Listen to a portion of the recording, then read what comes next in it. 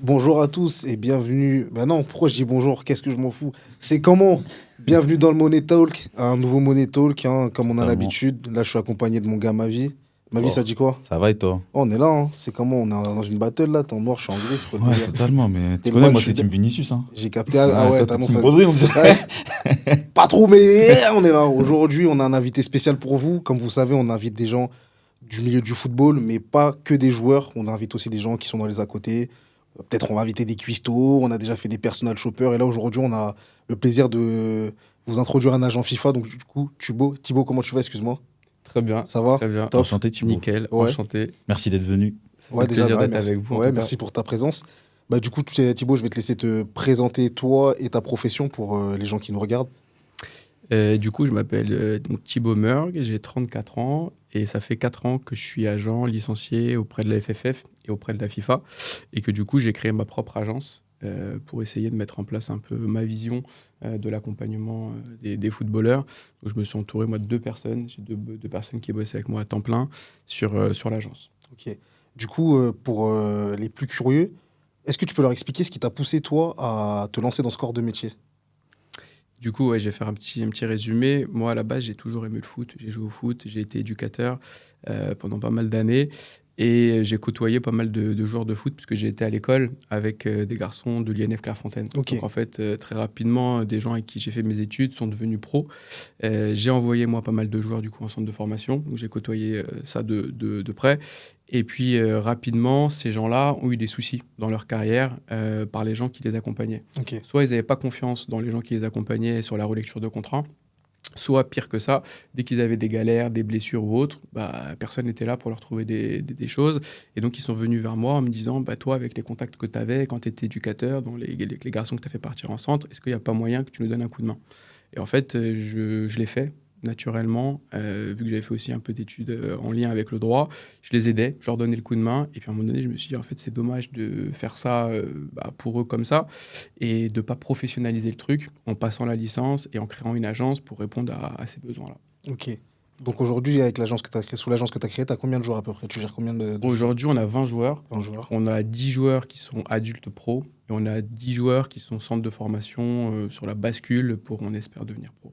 Ok. Et pour entrer un peu plus dans le détail de la profession, pour devenir agent, qu'est-ce qu'il faut passer comme diplôme? Combien de temps ça prend à peu près?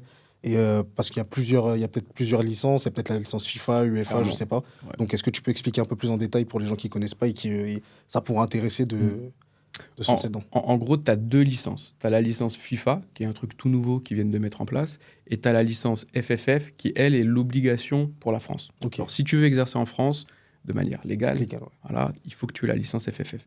Pour ça, c'est pas ultra compliqué. Enfin, tu as une seule voie, c'est un concours, deux étapes.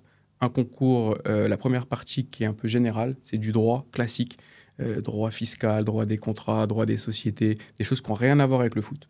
Cette partie-là, il faut au moins avoir 10 sur 20 qui te donne le droit de passer derrière la deuxième étape. Et la deuxième étape, elle est 3 mois après, elle est au mois de mars. Et là, elle est très spécifique sur les règlements du foot. Règlement du coup niveau FIFA, ensuite niveau LFP et ensuite niveau FFF.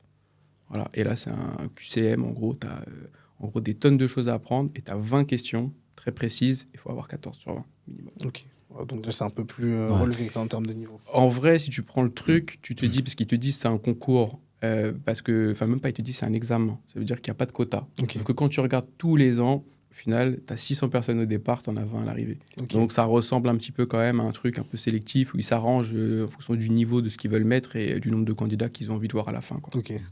Et quel conseil tu donnerais à... Donc là, tu as parlé de tout ce qui est, on va dire, théorique. Mm. Mais après, il y a le ressenti, il y a ton feeling par rapport au métier, par rapport aux études qu'il faut faire, etc. Toi, tu donnerais quoi comme conseil à quelqu'un qui veut se lancer dans cette profession-là, qui aime le football ou pas, mais quel conseil tu donnerais? Parce que c'est vrai qu'on entend de plus en plus de gens, même depuis des années, qui disent ouais, j'aimerais bien être agent, etc. Qu'est-ce que tu leur donnerais comme conseil, toi? En fait, tu as deux trucs différents. Pour avoir la licence, pour le coup, si tu as fait du droit, j'avoue, c'est cool parce que tu prends un peu d'avance, tu vois, sur ces notions-là. Et puis derrière, de toute façon, il faut revoir les contrats constamment et être capable de les aider, les accompagner sur cette partie-là.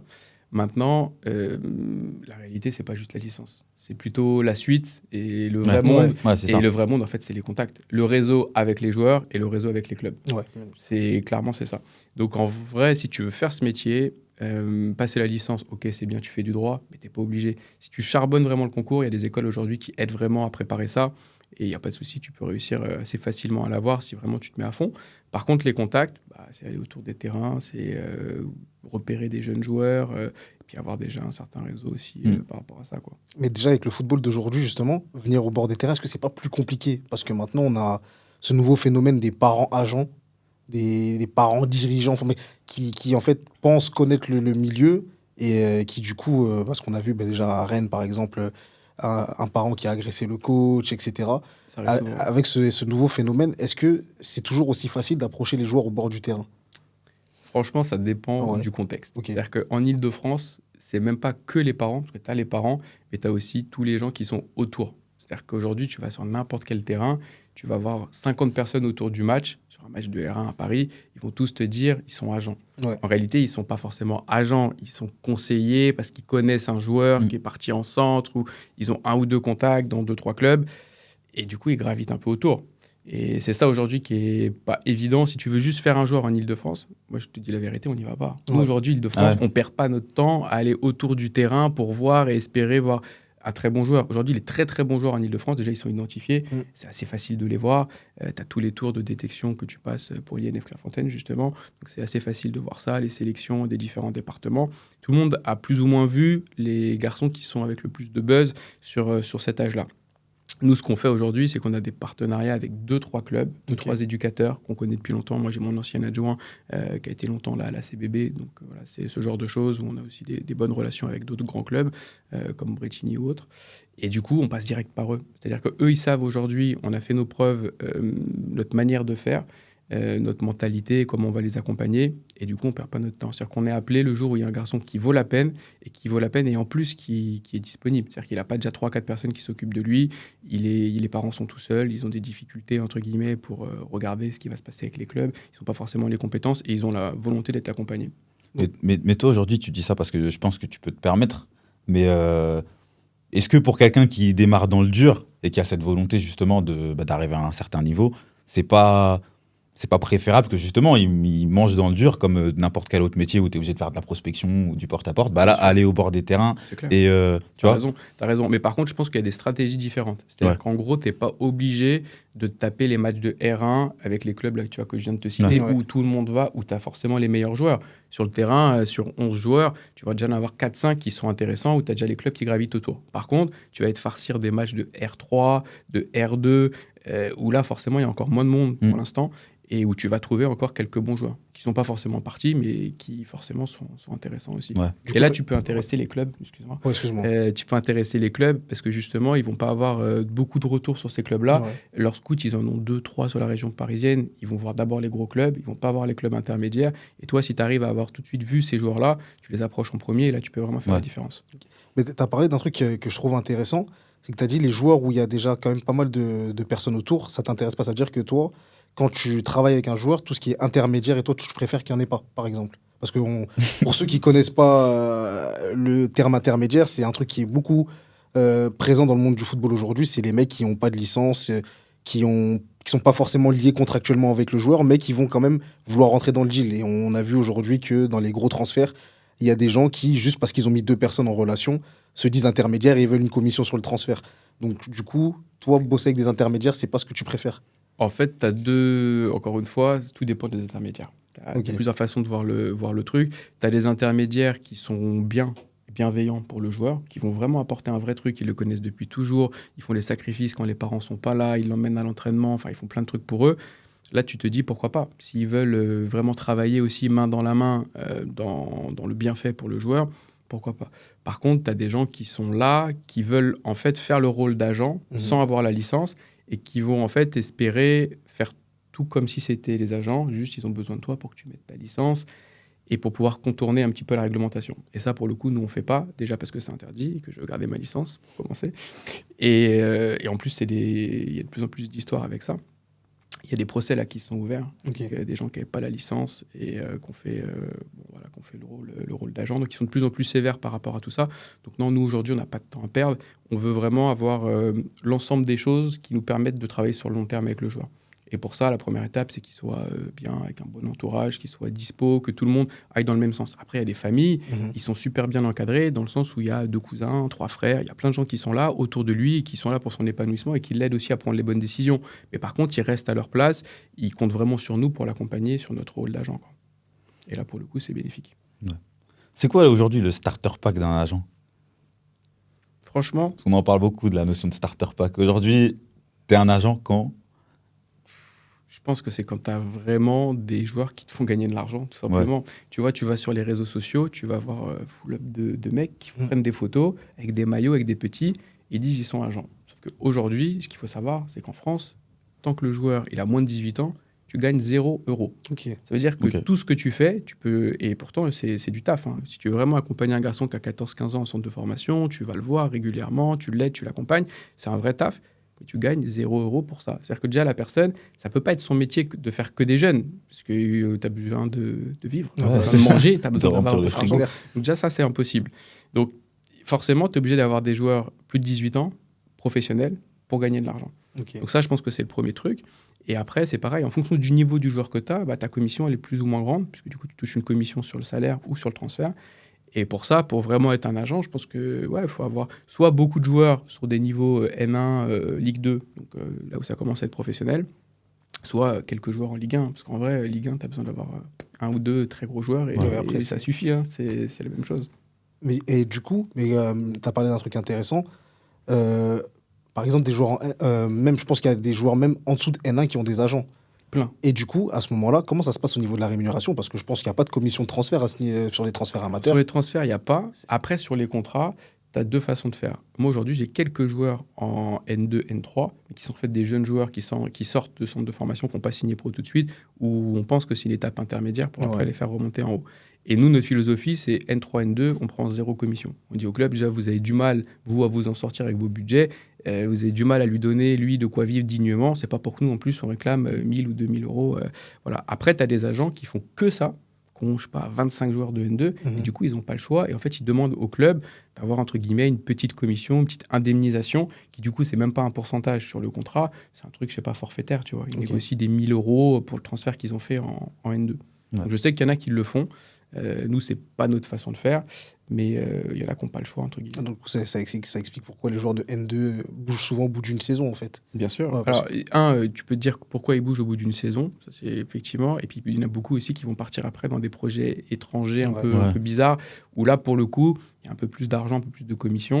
Donc, c'est pas forcément sportivement plus intéressant pour le joueur, mais par contre, pour des conditions financières et pour lui et pour son agent, un peu plus intéressant, quoi. Mais en parlant de conditions financières, je vais prendre par exemple un cas de figure sur un joueur qui, par exemple, toi, tu penses qu'il peut avoir un potentiel, parce qu'aujourd'hui, on voit avec l'avènement de l'Arabie Saoudite, des gros sous, etc.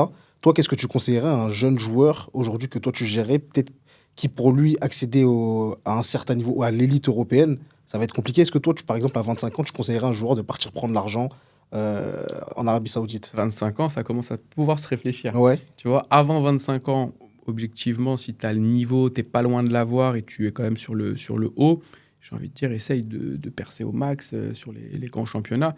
Mais 25 ans, tu sais que tu n'arriveras pas à faire ce que tu as envie de faire dans les top clubs, d'autant plus que 25 ans, on commence un peu moins à s'intéresser à toi quand tu es vraiment un gros club. J'avoue, il faut penser aussi à l'avenir, il faut se mettre à l'abri. Et je comprends totalement les choix de joueurs qui veulent partir dans des trucs exotiques, hein. Et tu penses que le système qu'ils sont en train de mettre en place là-bas, c'est un système qui peut durer longtemps? Ça, c'est autre chose. Ouais. Ouais, ça, c'est... L'Arabie Saoudite, c'est un peu comme ce qu'a pu faire le Qatar à un moment donné. La Chine aussi. Ou la Chine, ouais. Tu as des enjeux qui dépassent le foot, en fait. C'est des enjeux de communication, c'est des enjeux géopolitiques. Et du coup, tant qu'ils ont envie de le faire, pour ces raisons-là, il n'y a pas de souci, ils mettent de l'argent. Le jour où ils ont plus ce besoin-là, entre guillemets, de diversification, de mettre en avant le tourisme ou ce genre de choses-là, en réalité, ils mettront plus d'argent et ce sera terminé. Puisque naturellement, ces clubs-là, ils peuvent pas vivre tout seuls, économiquement parlant. C'est-à-dire qu'ils n'ont pas aujourd'hui des fans à travers le monde, ils n'ont pas des droits télé qui sont ultra bien vendus. On voit, l'Arabie Saoudite, ça a été vendu à Canal+, ça a été vendu pas très cher. Aujourd'hui, il y a 5000 personnes qui regardent les matchs le week-end. Et encore, c'est quand ils font une bonne audience, 5000 personnes. Donc aujourd'hui, c'est économiquement parlant, ces clubs-là, ils n'arriveront pas à être autonomes financièrement. Tu es obligé d'avoir des gens qui mettent de l'argent hors foot. Ouais. Moi, j'ai un cas d'usage. T'es agent, il y a un joueur qui t'intéresse. Tu dis, tel week-end, tu vas aller le voir, t'as aucun contact avec le joueur, et tu te dis, il faut que je laisse ce joueur. C'est quoi les mots, comment t'approches le joueur, c'est quoi ton discours dans les grandes lignes, tu vois, pour justement marquer le coup, parce que j'imagine que de toute façon, t'es pas seul, que si c'est un bon joueur, bah forcément, il est convoité. Très clairement. Donc, toi, comment tu te différencies? Parce que c'est bien beau de dire que vous êtes différents, que vous bossez bien, que vous êtes très pro, etc., ce qui est vrai. Mais oui, ça n'empêche, ça va être le même discours pour tout le monde. Exactement, tu vois ce que je veux dire. Donc, comment toi, aujourd'hui, tu marques le coup? Comment tu te différencies d'un autre agent? Je t'avoue que partir de zéro, en mode tu vas au match, tu le chopes à la fin du match et tu vends ton truc, franchement, moi, je crois que je l'ai jamais fait. Ouais. J'ai jamais fait et je suis pas sûr que je le ferai un jour. Parce que déjà, si je l'approche, il faut que je sois sûr qu'il a personne, qu'il peut être ouvert, sinon je vais pas lui casser la tête à la fin de son match. Mais en fait, le monde du foot, aujourd'hui, c'est un tout petit monde. C'est-à-dire que le réseau, il est super important. Et en fait, tu peux avoir les informations. C'est-à-dire qu'aujourd'hui, de par les joueurs que nous, on a, s'il y a un joueur qui nous intéresse, c'est qu'il est dans les championnats aujourd'hui où on a les contacts et on a ce qu'il faut. On est capable de savoir s'il est seul, s'il peut avoir un intérêt ou autre. Et du coup, on ne va pas aller le voir si on n'est pas sûr de pouvoir le rattacher à quelqu'un ou qu'il y recherche ou qu'il a un vrai besoin. Donc, on essaie de prendre les infos avant et du coup de faire ce premier travail-là. Sachant qu'aujourd'hui, notre meilleure visibilité et communication, c'est ce qu'on a pu faire avant. C'est-à-dire qu'aujourd'hui, tous les deals qu'on a pu faire avec les joueurs, s'ils sont contents de nous, c'est notre meilleure publicité. Ouais. Et après, c'est comme ça que c'est ultra facile. C'est-à-dire que les joueurs, limite, aujourd'hui, ils viennent à nous, grâce à ce qu'on a fait pour d'autres joueurs, en fait. Okay. Dans les vestiaires, c'est quand même un truc où ils arrivent à échanger, surtout en période de mercato, quand ils sont en galère, ils échangent quand même pas mal sur ça. Ça se passe bien avec ton agent, est-ce qu'il est bien? Aujourd'hui, je suis en galère, j'ai plus personne, je vais changer. Souvent, on est aussi au courant un peu avant. Il y a quelqu'un, ça se passe pas bien, il va changer d'agent. Et c'est à ce moment-là, en fait, que nous, on prend justement les devants, on le contacte et on dit, bah voilà, on m'a dit qu'aujourd'hui, tu n'avais plus de mandat, tu n'avais plus rien. Parce que moi, déjà, c'est pareil, tu vois, c'est une règle. Aujourd'hui, j'aimerais pas qu'on me le fasse. Je le fais pas aux autres. Si quelqu'un, un joueur, il a un mandat avec un agent, je vais même pas le calculer. Même si c'est un joueur aujourd'hui qui m'intéresse, et là tu vois, on le fait de septembre à novembre, on fait des fichiers. J'ai une personne à l'agence qui fait que de la data. Il regarde en fait des joueurs qui étaient des cracks avant, qui sont partis à l'étranger, qui jouent un peu moins, des joueurs qui sont en deuxième division, qui sont en Belgique, aux Pays-Bas. Il regarde un peu tout ça. Le premier truc qu'on fait, c'est on regarde, est-ce qu'il a un agent, est-ce qu'il est référencé avec quelqu'un. S'il est tout seul, là, pour le coup, on peut commencer à prendre contact. Et tu vois, là, c'est une démarche où, du coup, on ne va pas aller à la fin du match. Ouais. Par contre, via les réseaux sociaux, via le mail, parce que là, pour le coup, on est un peu sur des championnats un peu étrangers, on n'a pas forcément les contacts avec des joueurs dans l'équipe, où on va essayer là, de prendre des informations si on peut. Si on n'a pas, on va lui envoyer un petit message, un petit truc, déjà pour savoir. Mais tu peux expliquer pour les gens qui ne savent pas ce que c'est, un mandat? Ouais, carrément. Aujourd'hui, c'est en gros ce qui nous lie avec le joueur. Ça te lie avec lui et ça te sécurise un peu dans ta relation. Ça dit qu'en gros, il n'a pas le droit d'avoir d'autres agents, il n'en a qu'un. Et ça dit que toi, tu as aussi des obligations, c'est de le représenter, de faire le taf pour lui, de faire tout un tas de démarches. Ça, c'est le premier truc. Et le deuxième point, ça permet aussi de déposer le mandat, donc de l'homologuer. En fait, on a une obligation quand on est agent. Tu signes un mandat et d'ailleurs, tu dois le déposer. Tu as 30 jours pour le déposer auprès de la FFF. C'est-à-dire que la FFF, ils veulent savoir avec qui tu es en contrat, qu'est-ce qu'il y a dans ton contrat, etc., etc. Et derrière, ça va te permettre aussi d'être rémunéré. C'est-à-dire que pour être rémunéré, tu es censé avoir un mandat. Soit un mandat qui t'est donné par le club, parce qu'en fait, ils te commissionnent sur un transfert. Ils vont te dire, je cherche tel joueur, ou alors je veux vendre tel joueur. Ou alors, tu es rémunéré sur la commission du salaire du joueur. Et là, c'est pareil, c'est dans ton mandat. Le mandat que tu as signé avec lui, tu as le droit de dire que tu vas toucher jusqu'à 10% maximum. Ça peut être un petit peu moins, tu mets le truc. Et du coup, au moment où ça signe, tu signes après une convention tripartite avec le club qui dit que c'est le club qui te paye la commission que le joueur normalement te devait. Okay. Voilà. Parce qu'en fait, au moment où tu signes avec ton joueur, pour dire je vais m'occuper de toi, je vais te représenter, tu peux pas déjà savoir dans quel club tu vas le mettre. Tu vois, les démarches, elles se font après. Ouais. Donc, tu es obligé juste de déterminer un pourcentage. Et par contre, au moment où il y a le deal, le contrat que tu lui as apporté, là, on dit que le club va prendre la responsabilité de ce que toi, tu avais signé avec le joueur et va payer pour lui. Ok. Et aujourd'hui, là, tu as dit que ça fait combien d'années? 4 ans que... 4 ans, ouais. C'est lequel ton plus gros deal que tu as fait, le plus gros transfert que tu as fait jusqu'à aujourd'hui? Aujourd'hui, j'ai fait un joueur en Ligue 1, troisième gardien à Rennes. J'ai fait un joueur à l'étranger en deuxième division belge. Et après, j'ai fait des joueurs Ligue 2 ou nationale. Ok. Donc, ça veut dire, bon, déjà dans le monde pro, tu as déjà un pied dedans. Ouais, bah aujourd'hui, quand je te dis 10 joueurs, c'est 10 joueurs pro sur Ok. qui aujourd'hui, nous, on touche de l'argent et on est rémunéré pour ça. Ok. Et là, à l'heure actuelle, tu as ta boîte, tu as ton agence. Ouais. Est-ce que tu ambitionnes de toucher à autre chose dans le monde du football? Ouais, déjà de base, pourquoi j'ai fait ce métier-là aussi, c'était pas parce que déjà j'avais une demande, mais c'est parce que j'avais envie de travailler dans cet univers-là. Moi, à la base, quand j'ai fait mes études, j'ai étudié l'économie du sport professionnel. Et en gros, j'étais parti du concept, je ne comprenais pas pourquoi les clubs français ne gagnaient pas d'argent. Je me dis, ouais, je ne comprends pas, ils sont là tous, on dit s'il n'y a pas un multimillionnaire qui met de l'argent, ils perdent de l'argent, ils ne savent pas comment faire. Tous les ans, on dit que des NCG ils vont être rétrogradés, etc. Et du coup, j'ai voulu étudier ça, je suis parti au Canada, et je me suis dit, pourquoi là-bas, les franchises, que ce soit de hockey, de NBA, de football américain, ils gagnent beaucoup, beaucoup d'argent. Et du coup, j'ai essayé d'étudier ça. J'ai fait mon mémoire de fin d'études sur un club français en disant qu'est-ce qu'ils pourraient faire en s'inspirant de ce qui se passe là-bas pour gagner de l'argent et puis pour générer de l'argent. Et du coup, je m'étais dit, mon idéal, c'est de bosser dans un club sur cette partie-là. Et puis après, du coup, je me suis dit, ouais, mais en fait, j'aime aussi la partie sportive. Comment je peux allier demain, j'espère les deux, mais déjà aussi avoir cette expérience-là auprès des clubs au niveau sportif. Du coup, là, j'accompagne des joueurs, donc c'est niveau sport. Et puis demain, j'espère un jour, tu vois, pouvoir bosser dans un club et allier les deux, en fait. Allier le projet économique qui fait que le club, il a de l'argent, et derrière, le projet sportif qui fait que tu mets le bon projet sportif pour justement avoir des En bons fait, résultats. tu peux devenir un Pablo Longoria, en fait. Ouais, c'est ça. Ouais, alors lui, effectivement, tu as raison. Lui, c'est clairement l'exemple où il a tout fait. Après, tu as d'autres exemples un peu moins connus sur le côté directeur sportif, parce que lui, effectivement, c'est un crack sur ça. Mais tu en as d'autres qui sont un peu DG de club, tu vois, Ouais. où ils gèrent un peu la partie économique. Et en fait, sur la partie sportive, parfois, ils mettent un responsable du recrutement ou un directeur sportif. Ils sont là pour donner directives ou leur avis. Mais ils sont quand même aidés de quelqu'un après au quotidien qui va aussi superviser les matchs. Que je pense que faire les deux sur le très très haut niveau, c'est pas possible. Ok. D'ailleurs, on l'a vu, Longoria, aujourd'hui, il est encadré. Ah, Il a oui. 2-3 Ouais, personnes c'est avec ça. lui. C'est pas pour rien. En plus, ça, c'est carrément une question que je voulais te poser, justement, si toi ou les autres agents dans leur métier, est-ce que vous êtes plus portés par la vision business du métier ou justement, il y a d'abord le sportif. Toi, tout à l'heure, tu disais que tu avais fait du foot, que tu étais quand même passionné par ça, et je pense que c'est là aussi que ça naît.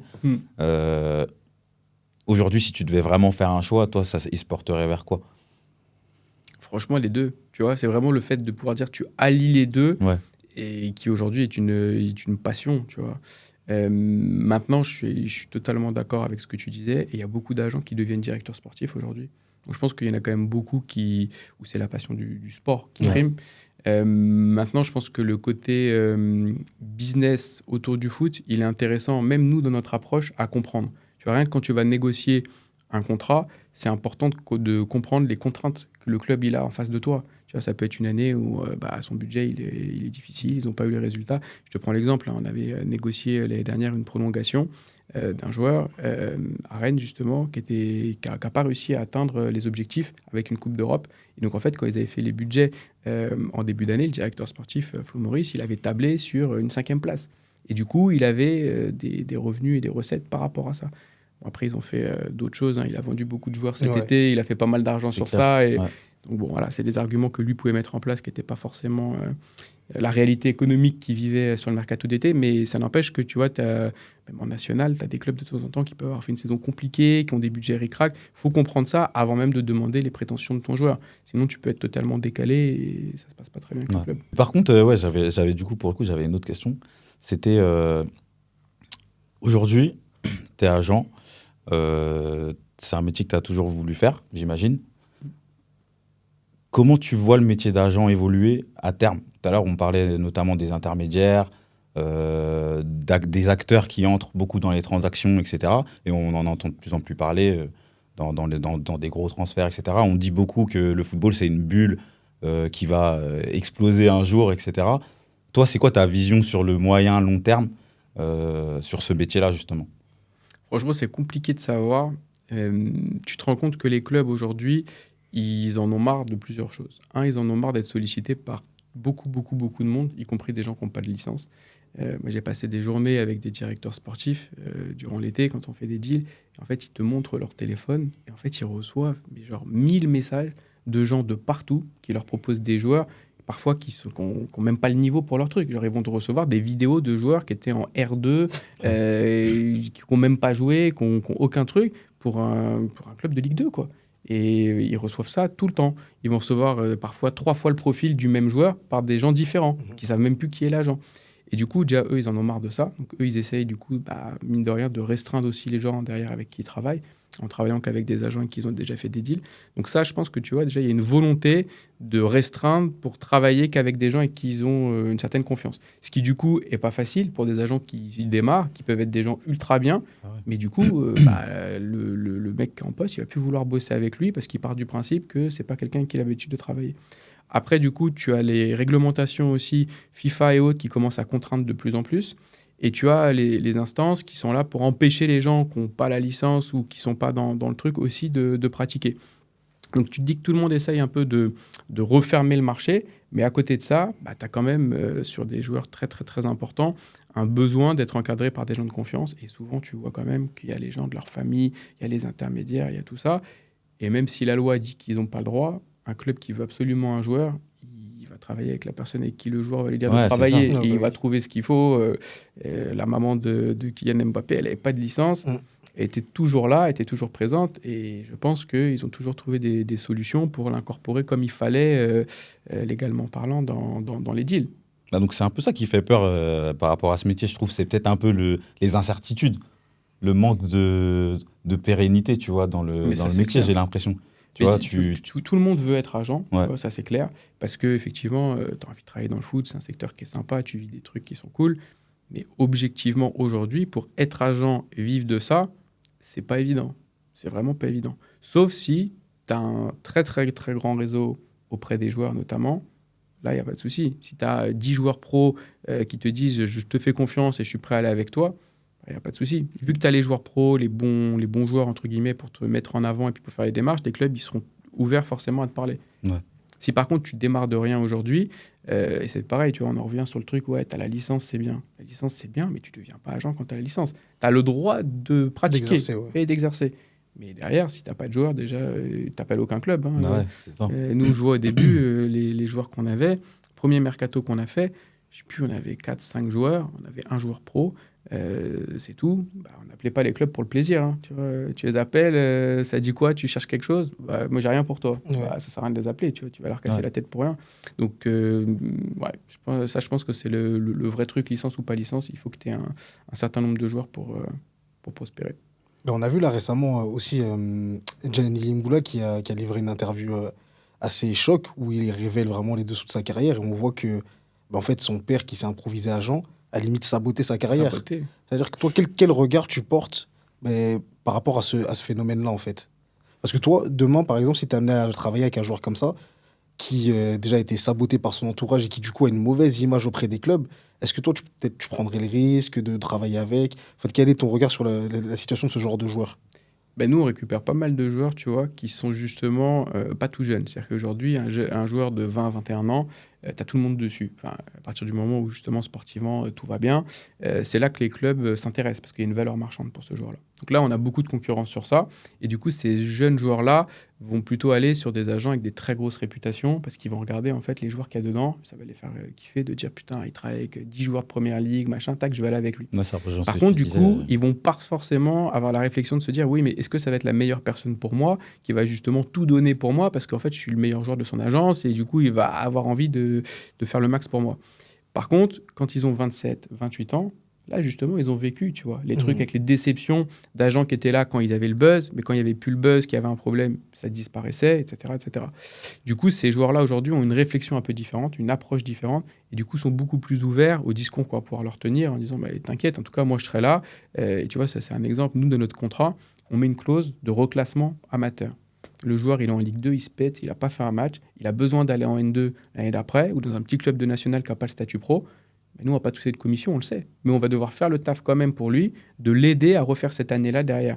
Il y a beaucoup d'agents, si tu te pètes qu'à la fin de l'année, ton contrat il n'est pas renouvelé par ton club, ils n'en ont rien à cirer. Ils ne vont pas aller appeler les clubs de N2, qui sont encore plus chiants à avoir, sachant qu'ils vont rien toucher. Ouais. Eux, c'est fini. Le contrat, il est terminé. Ils n'ont pas de temps à perdre. Ils repassent avec un autre et ainsi de suite. Et les très, très grosses agences aujourd'hui, c'est ça. Ouais, c'est l'usine. Ah ouais, c'est Ouais, l'usine. Pourtant, tout à l'heure, tu parlais du mandat. Est-ce que, tu l'as défini d'ailleurs, merci. Mais moi, j'aimerais savoir, est-ce que le mandat, justement, il n'est pas là aussi pour couvrir le joueur quand tu as des cas comme ça, tu vois? Parce que tout à l'heure, tu disais qu'il est là justement pour que les deux parties Ouais. fassent leur taf, leur part du boulot, tu vois. Mais le truc, c'est que tu n'as pas d'obligation de résultat. Tu vois. Ok. L'agent, il doit faire des démarches. Et si jamais il ne fait pas des démarches, le joueur, le seul truc qu'il peut lui demander, c'est de rompre le mandat. Il ne peut pas lui dire hey, t'as rien foutu pour moi cet été, j'ai rien, tu m'indemnises. Ouais. Mhm. Tu vois. Et donc, du coup, en fait, le seul truc qu'il peut faire, c'est rompre le mandat.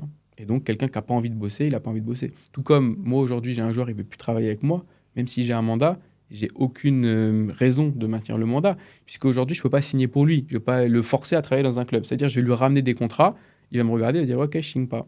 Ok, bah, du coup, je travaille pour rien. Ouais. Donc, au final, ça ne sert à rien. Donc, en Et fait, il puis, faut même toujours toi, que la relation, elle soit... Tu perds en crédibilité auprès des Mais clubs. c'est ça, Ouais. c'est ça. Tu vois, moi, j'ai eu un cas avec un joueur avec qui j'ai arrêté de travailler, qui était une petite déception, entre guillemets, où tout l'été, même plus que l'été, depuis le mois d'avril, on avait des clubs qui nous appelaient.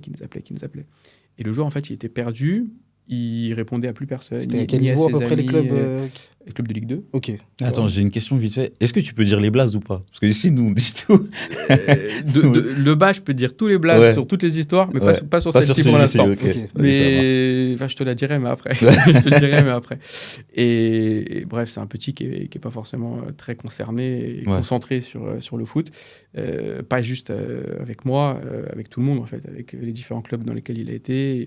Il a fait des bêtises ou autres. Et là, il y avait des clubs qui appelaient, qui étaient intéressés. En fait, il répondait pas. Ni à moi, ni même quand je disais au club, essayez de l'appeler en direct. Donc, il répondait à plus personne. Et du coup, il est passé à côté de certaines opportunités. Moi, du coup, j'ai arrêté de travailler avec lui parce que c'était la fin du mandat. Et là, il a retrouvé un club, genre 2 fois ou 3 fois moins bien que ce qu'on avait en début de mercato. Juste parce qu'il n'était pas concentré à ce moment-là. Et... En plus, c'est marrant que tu parles de ça parce que souvent, on entend que, tu sais, d'ailleurs, même les footballeurs les plus anciens, on va dire, souvent, ils disent que voilà, les changements de génération, etc., le comportement des jeunes joueurs, etc., il évolue beaucoup. Toi, tu es un jeune agent, donc tu as peut-être un peu moins ce recul-là. Mais de toute façon, après, comme tu as dit, c'est un petit monde, donc vous entendez parler des histoires, etc. Est-ce que ça, tu le ressens, justement, les changements de comportement, un joueur qui répond plus, Totalement. alors que, à notre époque, je pense que Vito, s'il avait pu avoir des propositions, il aurait répondu à tous les J'aurais appels. répondu même avant qu'il appelle. J'aurais répondu. Tu vois. Donc, c'est assez étonnant d'entendre qu'un joueur qui est promis à une carrière, même si c'est pas, enfin, on connaît pas la teneur de sa carrière, mais c'est assez étonnant d'entendre que, du coup, il répond pas et qu'il en a rien à foutre, quoi, tu vois. T'as quelques cas comme ça, vraiment, vraiment. Mais le changement générationnel, et tu vois, moi, je suis jeune, j'ai 34 ans, mais même j'ai des joueurs aujourd'hui qui ont 30 ans, qui ont du mal à supporter les nouvelles générations qui arrivent dans les vestiaires. Vraiment. Parce qu'aujourd'hui, c'est les réseaux sociaux, c'est le fait de vouloir paraître, ressembler. Des joueurs, ils vont préférer faire des choix d'aller en Ligue 1, Ligue 2, juste pour avoir leur photo avec le maillot, Ok. même s'ils vont pas faire un match et qu'ils vont chauffer la réserve toute l'année, plutôt que d'aller dans un club de national qui peut être leur vrai niveau sur le moment, parce que c'est moins prestigieux. Et ceux qui le comprennent, ceux qui comprennent vraiment le truc, en fait, c'est eux qui vont loin, parce que eux, ils vont, en début de carrière, faire des choix où ils sont sûrs de jouer.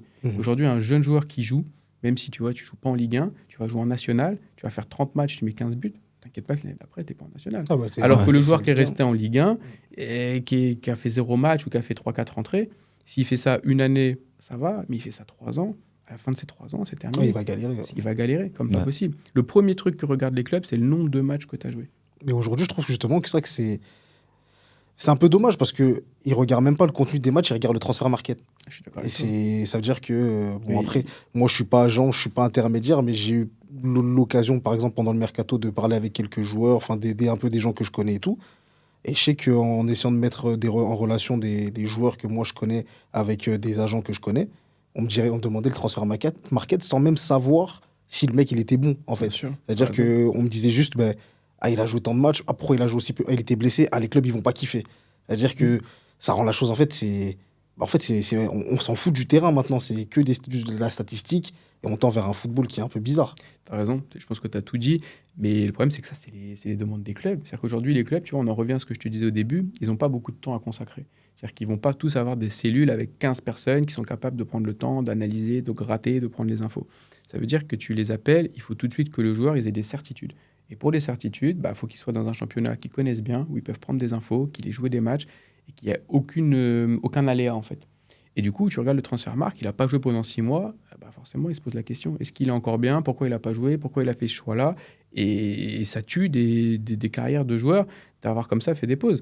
Pareil, moi, j'ai essayé d'aider cet été un joueur que je trouve ultra intéressant, qui a joué en Ligue 1, qui a joué en Ligue 2, qui a fait vraiment une belle carrière. Et il a fait un choix à un moment donné, alors parce que je pense qu'il n'a pas été non plus super bien accompagné, il s'est senti d'ailleurs un peu délaissé avec ses anciens agents.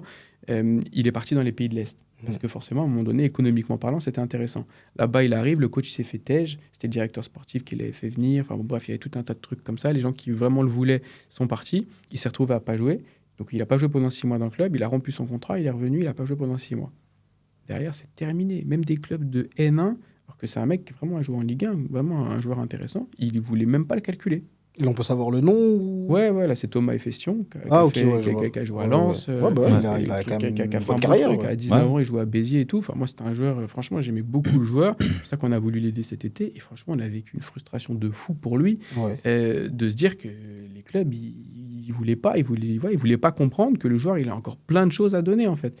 Et juste parce qu'effectivement, il regarde le Transfermarkt, il n'a pas joué, on ne prend pas de risque, on ne gratte pas, quoi. Et là, il a réussi à retrouver quelque chose? Là, au moment où je te parle, non. Ah ouais, c'est je te parle, il a rien dans le milieu professionnel. Alors justement, il a eu des propositions, parce qu'il avait repris quand même, il a fait 4 mois un peu en N2 pour avoir le rythme. Ce club-là était prêt potentiellement à le reprendre en N2. Mais forcément, vu qu'il y avait quand même quelques touches et quelques clubs pro, il ne voulait pas signer tout de suite. Et puis voilà, là, du coup, il se retrouve dans un truc où il est prêt à redémarrer quelque chose. Et il faut trouver le club qui est prêt à lui tendre la main et accepter de faire confiance, quoi. Est-ce que toi, aujourd'hui, il y a un agent qui t'a inspiré ou qui t'inspire dans sa façon de... Moi, forcément, on va parler d'agents un peu sulfureux ou qu'on connaît tous, etc. Mais est-ce qu'il y en a un sur lequel tu te dis, t'aimes bien sa façon de faire, de travailler, de communiquer Communiquer, ouais. Ça, communiquer, c'est plutôt des agences aujourd'hui. Je trouve qu'ils ont des bons positionnements, qui communiquent bien. Par contre, je ne peux pas te dire qu'ils m'inspirent ou quoi, parce que je ne les connais pas, en fait, personnellement parlant. Et du coup, aujourd'hui, ce qui m'intéresserait, c'est d'avoir un agent qui réussit. Tu vois, il y a plein d'agences aujourd'hui qui marchent bien. Mais du coup, c'est m'assurer que la personne, elle a des bonnes valeurs et qu'elle est encore là, justement, dans la difficulté de ces joueurs-là. Ouais. Et souvent, les très, très gros qui réussissent très bien, du coup, on les connaît par leur coup d'éclat quand ça se passe bien. Par contre, tu ne sais pas la valeur qu'ils ont quand les joueurs étaient un peu en difficulté. Est-ce qu'ils étaient encore là? Est-ce qu'ils les ont aidés, etc. Et aujourd'hui, on a un truc qu'on voit de plus en plus, c'est que les gros agents individuels, ça commence quand même un petit peu à diminuer. Ouais. Et aujourd'hui, les gens, ils se regroupent et tu retrouves, tu vois, les Wasserman ou autres. Ouais. C'est des conglomérats comme pas possible, qui sont dans tous les pays. Et Stellar, tu regardes. C'est des réseaux. Il y a 800 joueurs. Ouais. Tu vois, 800 joueurs. Donc, c'est des trucs de dingue. C'est très, très rare aujourd'hui d'être tout seul. Et je pense qu'il n'y a pas trop le choix aussi d'essayer un peu de faire de partenariats un peu à plusieurs, se regrouper, quoi. Mais du coup, sur le regard si on regarde l'évolution des gros agents, aujourd'hui qui sont limite des directeurs sportifs, quand on voit comme Jorge Mendes, par exemple, à Wolverhampton, où il fait tout seul le club et il bosse avec d'autres trucs, avec d'autres clubs, etc. Toi, quel regard tu poses? Toi, tu penses que c'est un truc qui fait avancer la profession ou c'est un truc qui met encore un peu plus le bazar dans le monde du football? Ceux qui font les deux, pour moi, c'est le bazar. Tu vois, je pense que tu peux totalement passer de l'un à l'autre. Je pense qu'il n'y a pas de souci, tu vois, au contraire. Si tu as les compétences. Tu as les compétences, tu vois autant de matchs, tu as les contacts, tu comprends un peu comment ça se passe, il n'y a pas de souci. Par contre, faire les deux, c'est la porte ouverte quand même à des trucs... forcément, tu négocies pour le club, tu vas dire aux joueurs, t'es avec qui? Soit tu viens avec moi, il n'y a pas de souci. Alors que rien que ça, en France, c'est totalement interdit. Pour te dire à quel point, en France, quand tu es agent, tu n'as même pas le droit d'être éducateur, tu vois, d'avoir une licence dans un club, du moment que c'est un club qui emploie quelques joueurs. Genre, même un club de R1 qui a un joueur avec un petit contrat fédéral ou quoi, tu n'as même pas le droit d'être éducateur pour ce club-là. Ok. Ils ont peur. Alors que, ouais, mais conflit d'intérêt, tu vois, en vrai, tu es éducateur de U13. On parle de rien du tout, mais bon. Tu vois, d'un club qui a une équipe en R1, tu vois, c'est même dommage. Tu vois, moi, je vois, j'étais un peu frustré à un moment donné, j'avais envie de reprendre une licence d'éducateur. Je peux même pas, parce qu'aujourd'hui, les clubs qui pourraient m'intéresser, qui sont au moins au niveau régional, ils ont tous une équipe de grands où ils donnent quelques primes, quelques trucs, machin, et tu peux même pas, en fait. C'est marrant quand même de voir ce paradoxe un peu entre là, des normes qui sont un peu resserrées, limite hyper strictes, Et quand Il est tu vois au terrible niveau, de par fou. exemple, on parlait de la mère de Mbappé, et là, où il y a des passes droits, des choses. Ah ouais, Mais bon, quand t'as forcément, un quand il y a crack, beaucoup Ouais, d'argent, c'est ça. ouais. quand t'as un crack, on va rien te dire. Quand tu as un crack, de toute façon, tu trouves toujours des solutions. Ouais. Et ouais, non, moi, aujourd'hui, ouais, en gros, je voulais te demander si, enfin, où tu voyais ton agence à moyen terme et à long terme, c'est-à-dire entre 2 et 5 ans. Où tu aimerais amener cette agence-là? Qu'est-ce que tu vois pour vous? De quelle manière tu aimerais que vous grandissiez? Bon, le plus loin possible, mais toujours dans ce qu'on essaye de faire. C'est-à-dire que l'idée, c'est d'avoir que des joueurs qui ont la même philosophie que nous, avec qui on prend du plaisir à encadrer. En fait, tu te rends compte que tu en parlais des mandats, mais les mandats, ça veut tout et rien dire. Le but, c'est vraiment de trouver quelqu'un avec qui ouais, ça se passe bien et tu sais que dans tous les cas, bon ou mauvais moment, il va continuer avec toi. Lui, il sait que tu seras encore là pour lui. Et du coup, ouais, c'est un vrai plaisir de voir l'épanouissement du mec que tu encadres sur le terrain. Quelqu'un qui va réussir, qui va avoir des bons moments, qui va vivre des trucs, et que toi, tu as construit, tu as contribué à ça. C'est ça qui est un kiff. Donc non, le plus loin possible. Après, il faut arriver à avoir ouais, des joueurs de niveau supérieur et d'en avoir plusieurs. Et je pense que dès que tu en réussis un ou deux, c'est comme ça aussi que les choses peuvent s'enchaîner. C'est le réseau aussi. C'est, tu vois, les jeunes joueurs que nous, on a vus, qu'on a pu approcher, dans 5 ans, on aura un certain nombre qui sont déjà sur les championnats du dessus. Et c'est comme ça aussi que ça avance, quoi. Et aujourd'hui, est-ce que tu as, parce que ça, je pense pas qu'on en a parlé, est-ce que tu as une anecdote d'une mésaventure parce qu'on sait que je pense que la vie d'un agent, elle est palpitante, hein. Aujourd'hui, tu te réveilles, t'as tel joueur, le lendemain, peut-être qu'il part, voilà. Est-ce que t'as une anecdote justement là-dessus, genre une sorte de mésaventure, un truc où tu dis, mais en fait, J'en ai eu j'ai jamais y plusieurs, arrivé. des trucs, tu vois, au début, sur des jeunes joueurs, genre 16-17 ans, qui étaient encore dans le monde amateur, que nous, on avait pu repérer, qu'on avait identifié, qu'on trouvait intéressant. On approche le joueur, tout se passe bien, on approche la famille, tout se passe bien. Et puis on fait, enfin famille, la personne qui nous est dit comme étant la personne de la famille qui décide. Et puis après, on va rencontrer, on va chez les parents, tout ça. Et on décide du coup d'avancer ensemble. On dit, ouais, ça a l'air bien et tout, tout a l'air sérieux, on décide de bosser ensemble. Et le jour où on signe ce mandat-là, le premier truc que me dit le papa que j'avais pas vu, c'est quand est-ce que moi j'arrête de travailler. Il dit, Il était à quel là, niveau, le petit? c'est bien. Ah, il était en U19, NAS, club amateur. Enfin, un bon niveau, Ouais, mais mais bon. très très loin du monde professionnel bien et sûr. machin. Et il me dit, moi je suis fatigué, j'en ai marre de me lever le matin. Il me dit, c'est quand que j'arrête de travailler? Je dis, bah, j'espère que vous allez arrêter un jour. Je dis, mais pour l'instant, déjà, faut Ouais, il y a passer le temps. étape par étape. Ah, c'est marrant, ça me fait penser à justement ce qu'on disait tout à l'heure avec les parents qui sont au bord des Ouais, bah terrains, oui. dès le plus jeune âge, en train de regarder entraîner leurs enfants, les surentraîner, alors que justement, faut laisser le temps au temps, tu vois. Ouais, laisse tomber, j'étais parti voir un match des petits à Versailles, là. Et les petits, c'était en U9. Et tu vois déjà autour des terrains, les parents, ils sont déjà en. Ouais, lui, dans 2 3 ans, ça va être comme si. Lui, dans 3 ans, ça va. C'est des enfants. Tu sais que moi, je réponds à tout le monde sur les réseaux sociaux. Il y a plein de gens qui demandent des conseils, des trucs, des machins. Mais j'ai des messages. Là, pour le coup, c'est ceux à qui je réponds pas.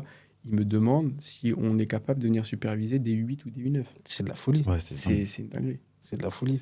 Ouais. Mais pourquoi ne pas les mettre face à la vraie réalité en gros, en leur envoyant un message bien salé, quand même? T'as raison. En vrai, il faudrait prendre le temps de le Parce qu'il faire. faut un tu vois. message type, tu vois. Et ouais, c'est ça, un message type. Et là, je vois le truc. Est-ce que vous êtes intéressé à vous déplacer pour venir superviser un petit de 8 ans? C'est de la folie.